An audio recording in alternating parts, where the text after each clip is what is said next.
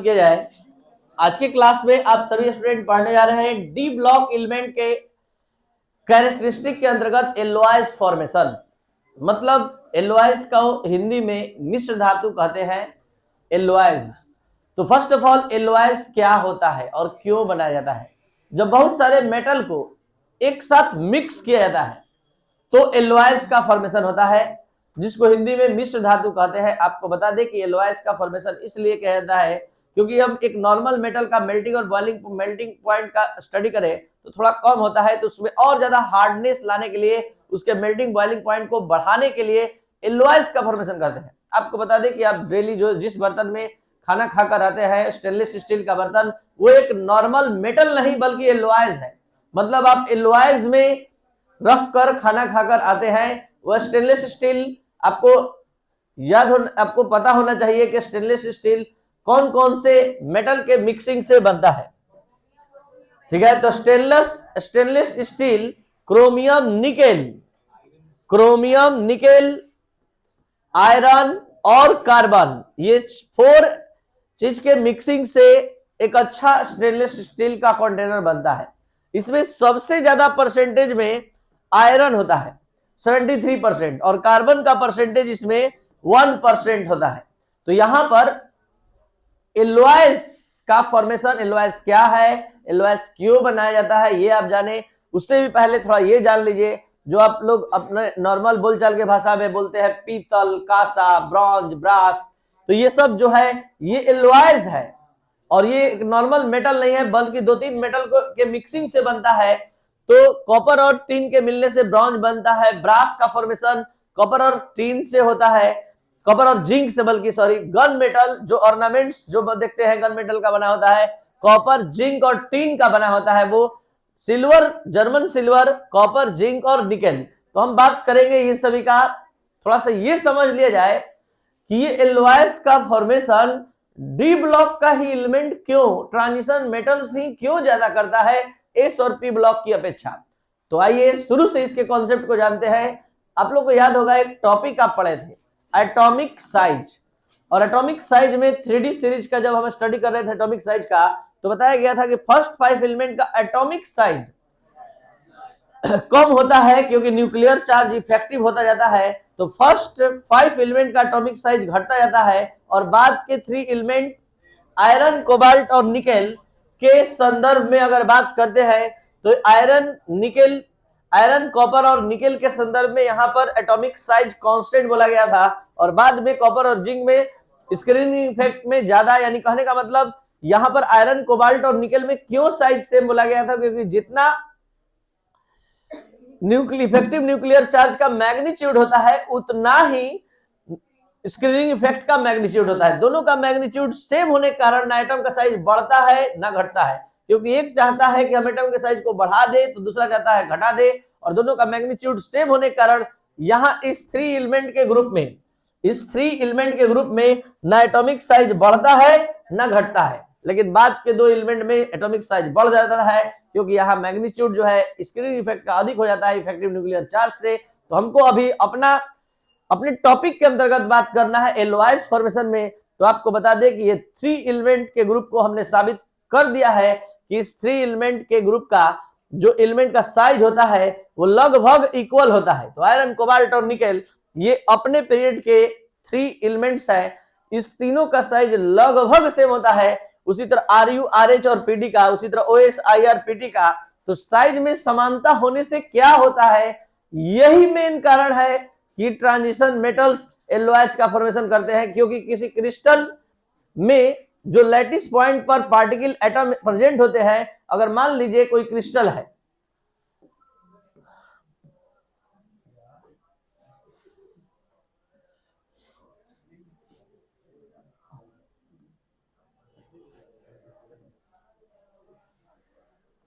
देखा जाए ये है क्रिस्टल, और आप सभी स्टूडेंट के पास इतना नॉलेज हो गया है कि लैटिस पॉइंट पर एटम और पार्टिकल प्रेजेंट होता है।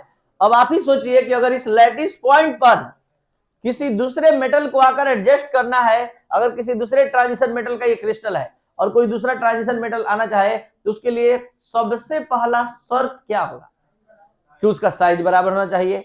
क्योंकि उस एटम का साइज अगर सेम होगा तो उस मेटल के क्रिस्टल में दूसरा मेटल आकर फिट होगा, तो साइज के भी का भी यहाँ कंडीशन अप्लाइड है, और वो कंडीशन है कि अगर किसी मेटल का दूसरे मेटल में मिक्सिंग होने जा रहा है तो कम से कम उसके साइज में डिफरेंस, मतलब अधिक से अधिक डिफरेंस 15% का होना चाहिए। सपोज दैट किसी मेटल का क्रिस्टल है और उस मेटल का जो मेन नेटिव एलिमेंट मेटल है उसका अपना रेडियस 100 pm है, 100 पिकोमीटर है, तो उसमें कौन कौन से मेटल का मिक्सिंग हो सकता है? अधिक से अधिक 115 pm वाले, अधिक से अधिक 115 pm वाले एटॉमिक रेडियस रखने वाले मेटल का मिक्सिंग हो सकता है, या कम से कम 85 pm, इससे ना कम और उससे ना अधिक मेटल के एटॉमिक रेडियस रखने वाले मेटल को आप मिक्स नहीं कर सकते हैं। यानी यहां पर लैटिस पॉइंट से उस मेटल को वही हटा सकता है जिसका रेडियस 15% उस नेटिव मेटल से अधिक या कम हो सकता है, उससे कम होने पर और उससे अधिक होने पर वो मिक्सिंग नहीं कर सकता। तो ये था मेन कॉन्सेप्ट। दूसरा और भी कॉन्सेप्ट है कि क्या कोई भी मेटल मिक्सिंग कर लेगा दूसरे मेटल को? नहीं। दूसरा रीजन है कि ये वेरिएबल वैलेंसी दिखाता है। अगर कोई दूसरा भी मेटल आ गया तो उसके वैलेंसी को एडजस्ट कर सकता है, ये वेरिएबल वैलेंसी कारण। तीसरा मेन रीजन है कि इसका साइज छोटा होता है और हाई न्यूक्लियर चार्ज रखता है।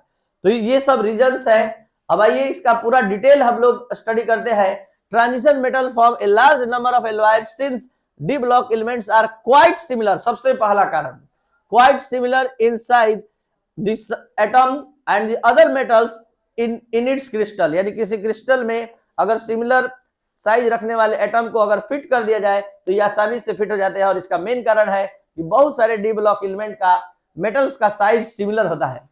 Thus, on cooling, a mixture of solution of 2 or more transition metals form solid form of the alloys।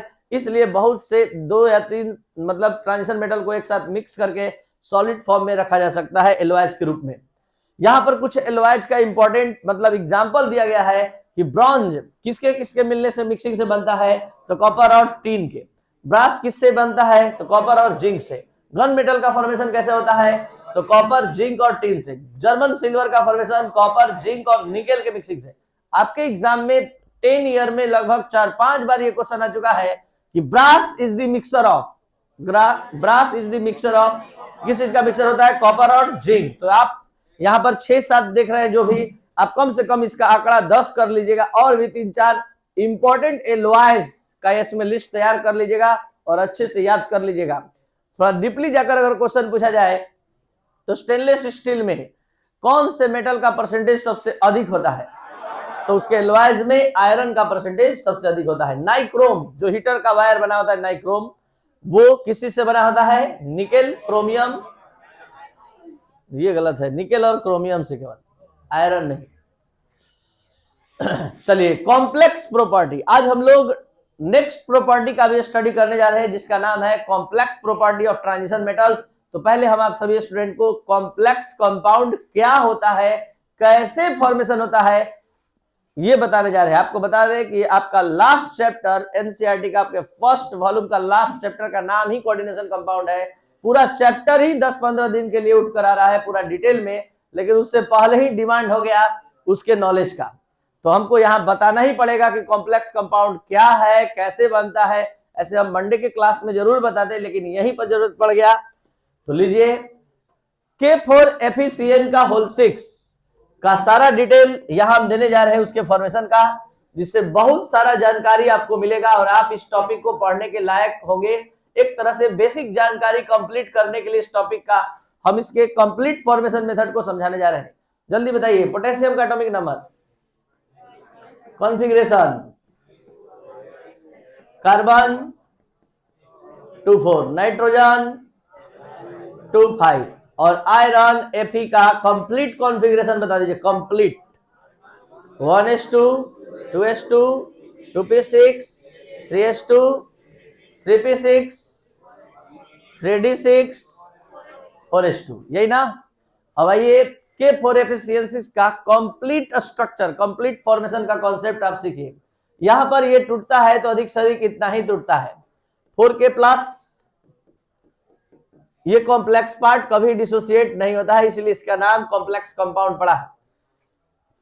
4K+, प्रत्येक पोटेशियम कितना इलेक्ट्रॉन का लॉस किया? 1। कितना इलेक्ट्रॉन टोटल लॉस किया? 4। और अब यहां देखिए C का एटॉमिक नंबर 6, आउटर ऑर्बिट में कितना इलेक्ट्रॉन? तो ये रहा C का अपना इलेक्ट्रॉन। नाइट्रोजन कितना लेकर आएगा आउटर ऑर्बिट में? ये रहा नाइट्रोजन का अपना इलेक्ट्रॉन। जल्दी से बताइए किसका ऑक्टेट कंप्लीट हो गया? बोलिए किसका नहीं हो पाया? कार्बन को ये पोटेशियम अपना जो 4 पोटेशियम इलेक्ट्रॉन लॉस किया है उसमें से एक यूज कर रहे हैं, हो गया माइनस। ऐसा कितना Cn है टोटल? तो एक Cn एक एडिशनल इलेक्ट्रॉन का रिक्वायरमेंट दिखाता है, एक अतिरिक्त इलेक्ट्रॉन ये गेन कर रहा है। तो ऐसा 6 Cn है तो 6 इलेक्ट्रॉन गेन करेगा। तो 6 Cn यहां पर आप देख सकते हैं 6 Cn जो है 6 इलेक्ट्रॉन का यूज करेगा, जबकि इसको इलेक्ट्रॉन देने के लिए कितना पोटेशियम तैयार है? 4। तो और 2 इलेक्ट्रॉन कहां से आएगा? कौन है इसको इलेक्ट्रॉन देने वाला? तो मेटल इलेक्ट्रॉन देता है। तो इसके पास तो 4 ही कैपेसिटी है, तो 2 कौन देगा? तो यहां Fe को बनना होगा Fe++। टोटल 6 इलेक्ट्रॉन का रिक्वायरमेंट है। और उसके बाद देखिए कैसे कैसे ऑक्टेट पूरा होता है। जल्दी से बताइए इतना से किसका किसका ऑक्टेट पूरा हो गया है? किसका किसका पूरा हो गया है अभी तक? जो हम जितना हम दिखाए हैं, पोटेशियम का पूरा हो गया है लॉस करने से, इन दोनों के शेयरिंग करने से C और N का पूरा हो गया है। किसका पूरा अभी तक नहीं हुआ है? Fe का। तो यहां पर देखिए Fe का पूरा कैसे होगा? ये 2-2 इलेक्ट्रॉन कोऑर्डिनेट बॉन्ड की सहायता से गेन करेगा, और 2-2 इलेक्ट्रॉन गेन करने के बाद ये Fe के पास टोटल इलेक्ट्रॉन कितना था? बट देखिए 26। कितना इसने लॉस किया? कितना बचा? कितना ये कोऑर्डिनेट बॉन्ड के माध्यम से गेन किया? 2, 4, 6, 8, 10 और 12। 12 इलेक्ट्रॉन इसने कोऑर्डिनेट बॉन्ड के माध्यम से गेन किया। टोटल कितना हो गया? 36 किसके इक्विवेलेंट होता है? Krypton. A to Z element इस कंपाउंड का स्टेबल हो चुका है। अच्छा एक चीज बताइए, इस पूरे फॉर्मेशन में कितने तरह के बॉन्ड का इस्तेमाल हुआ है? इलेक्ट्रोवायलेंट, कोवायलेंट, कोऑर्डिनेट्स, ऑल। टोटल इलेक्ट्रोवायलेंट बॉन्ड किसके किसके बीच है? पोटेशियम और ये FeCN के होल 6 के बीच। कोवायलेंट बॉन्ड किसके किसके बीच है? C और N के बीच। कोऑर्डिनेट बॉन्ड किसके बीच है? Cn और Fe के बीच। तो तीनों बॉन्ड इस कंपाउंड में आया है। और एग्जाम में क्वेश्चन भी आ चुका है कि for FeCN6 contains electrovalent bond, covalent bond, coordinate bond, all. तो आंसर होगा ऑल। और अब आप कोऑर्डिनेट बॉन्ड का डिफिनेशन सुनेंगे तो दिमाग में ठहरेगा क्या है कोऑर्डिनेशन कंपाउंड, क्या है कॉम्प्लेक्स कंपाउंड। एक ऐसा कंपाउंड जिसमें सेंट्रल मेटालिक एटम बहुत सारे न्यूट्रल या निगेटिव या पॉजिटिव केमिकल स्पेसिस से घिरा होता है, या उसके माध्यम से कोऑर्डिनेट बॉन्ड का फॉर्मेशन करता है, कॉम्प्लेक्स कंपाउंड कहलाता है। A compound in which central metallic atom is surrounded by a number of positive, negative और neutral chemical species are called coordination compound. तो ध्यान दिया जाए, यहां पर जो बोल रहे हैं सामने दिख रहा है। आपको बता दे कि इस कॉम्प्लेक्स कंपाउंड का 2 पार्ट होता है। ऐसे तो 11 मतलब आपको मंडे को पढ़ना था, लेकिन उससे पहले ही नॉलेज देने का यहां जरूरत पड़ गया। एक होता है आयनाइजेशन स्फीयर, एक होता है कोऑर्डिनेशन स्फीयर। यानी ये जो स्क्वायर ब्रैकेट आप देख रहे हैं इसको कोऑर्डिनेशन स्फीयर बोलते हैं, CS बोलते हैं। और इसके पहले जो होता है उसको IS बोलते हैं। एक तरह से उस चैप्टर का ट्रेलर चल रहा है, समझ लीजिए। कास्टिंग बहुत इंटरेस्टिंग है और बहुत मन लगेगा। पहली बार एक ऐसा चैप्टर आप लोग पढ़ने जा रहे हैं जिसमें IUPAC नोमेनक्लेचर इनऑर्गेनिक कंपाउंड का, आइसोमेरिज्म इनऑर्गेनिक कंपाउंड का, बड़ा से बड़ा इनऑर्गेनिक कंपाउंड का नाम विद इन 1 मिनट आप लिखेंगे 5 दिन के क्लास कंप्लीट करते करते। तो ये उतना आपको कैपेसिटी देगा। अब यहां पर थोड़ा सा एक चीज जान लिया जाए, इस कोऑर्डिनेशन स्फीयर में भी 2 चीज होता है। एक होता है सेंट्रल मेटालिक एटम और एक होता है लिगेंड। इसको बोलते हैं सेंट्रल मेटालिक एटम और इसको बोलते हैं लिगेंड्स। तो लिगेंड्स क्या होता है? जो कोऑर्डिनेट बॉन्ड का फॉर्मेशन करता है सेंट्रल मेटालिक एटम से, उसको लिगेंड्स बोलते हैं। तो बताइए टोटल लिगेंड्स कितने हैं? 6। और सेंट्रल मेटालिक एटम कौन है? और आयनाइजेशन स्फीयर में कौन है? पोटेशियम। तो आप 4 वर्ड से परिचित हो गए, IS, CS, ligands, central metallic atom. ठीक है, तो यहां पर हमने कोऑर्डिनेशन कंपाउंड के बारे में आपको समझाया। अब थोड़ा जल्दी जल्दी बताइए, अगर कुछ समझ बढ़ गया तो CONH3 का होल 6 में लिगेंड कौन है? NH3।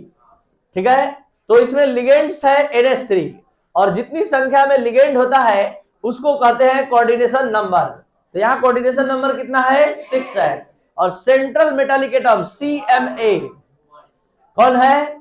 कोबाल्ट। और यहां IS में कौन है? Cl। और CS में कौन कौन है? CS में कौन कौन है? कोबाल्ट और अमोनिया। तो यहां पर आप सभी स्टूडेंट अब धीरे धीरे कोऑर्डिनेशन कंपाउंड की ओर आगे बढ़ रहा है। जल्दी से बताइए कोऑर्डिनेशन नंबर, लिगेंड्स कौन है, सेंट्रल मेटालिक एटम कौन है? NiCO का होल 4, इसमें central metallic atom, coordination number, ligands. Ionisation sphere में कौन है? कोई नहीं। आयनाइजेशन स्फीयर में कोई नहीं है, इसमें कोई नहीं है, इसमें है, इसमें कौन है? Cl। बस स्क्वायर ब्रैकेट से बाहर जो रहेगा, चाहे बाएं रहे चाहे दाएं रहे, वो IS का कहलाता है। और IS का full form ionisation sphere, CS का फुल फॉर्म कोऑर्डिनेशन स्फीयर। अब जरा आइए अपने टॉपिक पर, हम लोग थोड़ा सा कोऑर्डिनेशन कंपाउंड का स्टडी करने लगे। आप लोग का टॉपिक था कि why D block element form a large number of complex compound. D block के एलिमेंट ही काफी संख्या में कॉम्प्लेक्स कंपाउंड क्यों बनाते हैं? तो जरा सा बढ़िया से देख लीजिए। अभी 4-5 कंपाउंड आपके बोर्ड पर आ चुका है, जल्दी से बताइए। इसमें सेंट्रल मेटालिक एटम, इसमें कौन है और इसमें कौन है? ये सब कहां का एलिमेंट है? डी ब्लॉक का। तो डी ब्लॉक के एलिमेंट के पास ही कैपेसिटी है कि अधिक से अधिक लिगेंड्स को, अधिक से अधिक न्यूट्रल एटम को, अधिक से अधिक पॉजिटिव आयंस को जोड़ सकता है। उसके द्वारा डोनेट के इलेक्ट्रॉन को कोऑर्डिनेट बॉन्ड के माध्यम से रखने का कैपेसिटी इसमें है। बताइए क्यों? क्योंकि इसके साथ वैलेंसी के रूप में N-1D भी भाग लेता है NS के साथ साथ। अब आप ही बताइए, आपके घर में एक रूम है और ज्यादा ज्यादा 2 आदमी आए बाहर से, तो आप रख सकते हैं। अगर 10 रूम रहे तो आप निश्चित रख सकते हैं। तो ऐसा कैपेसिटी और ब्लॉक के एलिमेंट के पास नहीं है। इसके पास, डी के पास केवल 5 ऑर्बिटल है। 5 ऑर्बिटल मतलब 10 इलेक्ट्रॉन 2-2 करके सब में रख लेगा। और टोटल कितना इलेक्ट्रॉन रख सकता है? 5 इसमें और 2 इसमें। यह देखिए 12 इलेक्ट्रॉन को रख के दिखा भी दिया। तो why D block element forms a large number of complex compound? इसका पहला जवाब, it contains vacant D orbital. It forms a number of covalent bond, काफी संख्या में कोवैलेंट बॉन्ड का फॉर्मेशन कर सकता है। ठीक है, तो अब आइए सारा डिटेल लीजिए। The transition metals and their ions form a large number of complexes. The transition metal ions binds a number of anions और न्यूट्रल स्पेसीज। अब देख सकते हैं 2 कंपाउंड का भी यह एग्जांपल दिया गया है। इसमें कौन है? Fe। इसमें कौन है? कोबाल्ट। एक्सप्लेनेशन, क्यों कॉम्प्लेक्स कंपाउंड का फॉर्मेशन, कॉम्प्लेक्स का फॉर्मेशन ज्यादा कर पाता है? इसका मेन रीजन है the high tendency of transition metals to form complex compound. इसका अधिक कॉम्प्लेक्स कंपाउंड बनाने का मेन कारण क्या है? तो सबसे पहला कारण है presence of vacant D orbitals of suitable energy. ये पहला कि वैकेंट डी ऑर्बिटल इसके पास होता है। दूसरा, small size of atom and ions. इसके साइज एटम और आयन का जो होता है मतलब कंपैरेटिवली एस और पी ब्लॉक के अपेक्षा छोटा होता है। और उसके बाद तीसरा, हाई न्यूक्लियर चार्ज, ताकि सबको अच्छे से जो आ रहा है उसको बांध कर रख सके। तो ये है 3 important reasons. Next topic, catalytic property. ध्यान देंगे, बहुत ही इंपॉर्टेंट प्रॉपर्टी है कैटालिटिक प्रॉपर्टी। ध्यान दीजिए। फर्स्ट ऑफ ऑल, कैटलिस्ट क्या होता है? द सब्सटेंस विच इंक्रीज और decrease the rate of reaction but remains unchanged in the last of the reaction according to their composition and mass। मतलब catalyst ऐसा पदार्थ होता है जो रेट ऑफ रिएक्शन को बढ़ाने और घटाने का क्षमता रखता है, लेकिन रिएक्शन के अंत तक अपने आप को क्या रखता है, अनचेंज्ड रखता है मास और कंपोजिशन के दृष्टि से। तो उसको क्या कहते हैं, कैटलिस्ट। जल्दी से बताइए, अमोनिया के हैबर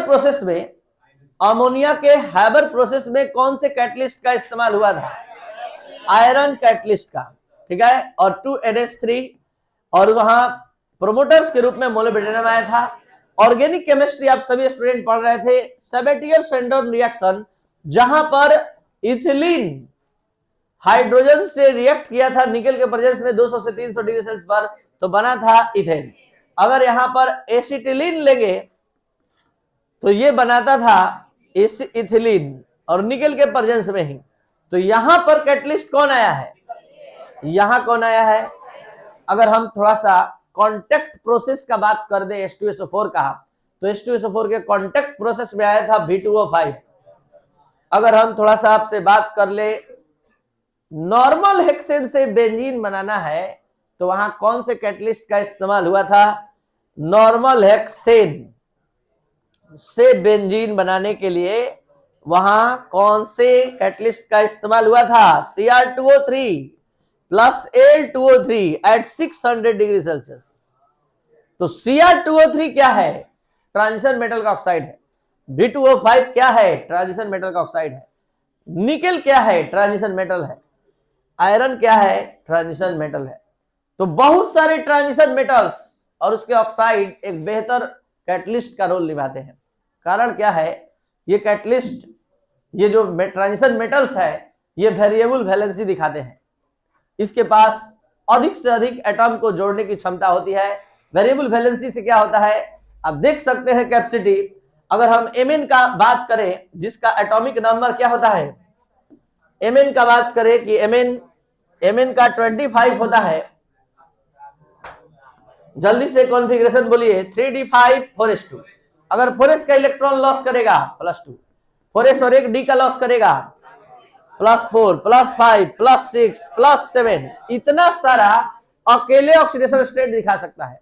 इसका क्या मतलब है, किसका मतलब है कि अगर कोई दो भी एलिमेंट आएगा तो ये 2 + 2 ऑक्सीडेशन स्टेट दिखाकर जोड़ लेगा। अगर कोई 3 भी आया जोड़ लेगा, 4 भी आया तो अपना covalent bond, number of covalent bond बढ़ाते जाएगा। तो कारण है वेरिएबल ऑक्सीडेशन स्टेट। इस बात को समझने का प्रयास कीजिए कि जब कोई कैटलिस्ट के सरफेस पर रिएक्शन होता है तो कोई बाहरी सब्सटेंस जैसे ही आता है, ये अपने वेरिएबल वैलेंसी के कारण उसको जोड़ पाता है और रिएक्शन को संपन्न करा पाता है। यह है पहला रीजन। दूसरा रीजन कि आप सभी स्टूडेंट सरफेस केमिस्ट्री पढ़ कर आए हैं, और सरफेस केमिस्ट्री में एक कैटलिस्ट का क्या रोल होता है आप अच्छे से समझ सकते हैं कि पहले ये रिएक्टेंट को जोड़ता है, फिर हीट रिलीज करता है, क्योंकि एडजॉर्प्शन एक एक्सोथर्मिक प्रोसेस है। जो इंथैल्पी, जो हीट रिलीज होता है, वो इसके एक्टिविटी को बढ़ाता है और ये आपस में रिएक्शन कर पाता है और फिर अलग हो जाता है।